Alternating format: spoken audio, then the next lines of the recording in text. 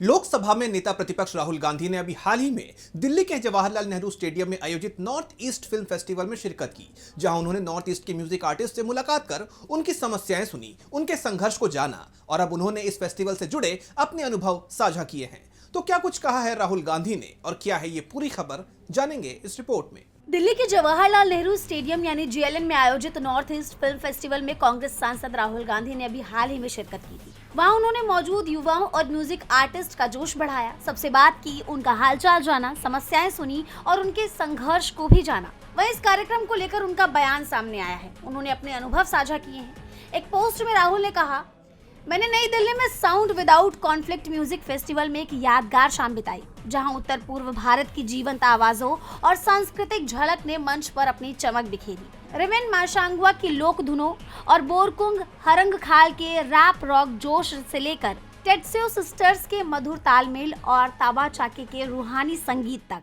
हर प्रस्तुति में इस क्षेत्र की गहरी परंपरा और रचनात्मकता साफ झलक रही थी। मेघालय की रैपर रेबल ने मंच पर जबरदस्त हिप हॉप ऊर्जा भरी और शाम का समापन परिक्रमा रूडी वालंग और गिरीश प्रधान के एक दमदार ब्लूज रॉक प्रदर्शन के साथ हुआ। इस म्यूजिक फेस्टिवल की थीम यानी साउंड विदाउट कॉन्फ्लिक्ट को लेकर उन्होंने कहा कि इस कार्यक्रम का विषय साउंड विदाउट कॉन्फ्लिक्ट बिल्कुल वैसा ही था जैसा मैंने वहां महसूस किया। संगीत बिना किसी भेदभाव के एकता, विरासत और सामूहिक गर्व का जश्न मनाने का एक शक्तिशाली माध्यम हो सकता है। कलाकारों से मिलना, उनकी कहानियां सुनना और भीड़ का उत्साह देखकर मुझे एहसास हुआ कि संस्कृति हमें एक राष्ट्र रूप में कितनी गहराई से जोड़ती है।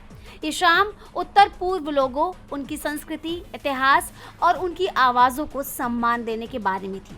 उत्तर पूर्व भारत की सबसे समृद्ध परंपराओं और प्रेरणादायक रचनात्मकता का प्रतिनिधित्व करता है, जो हमारी राष्ट्रीय पहचान को मजबूत बनाता है।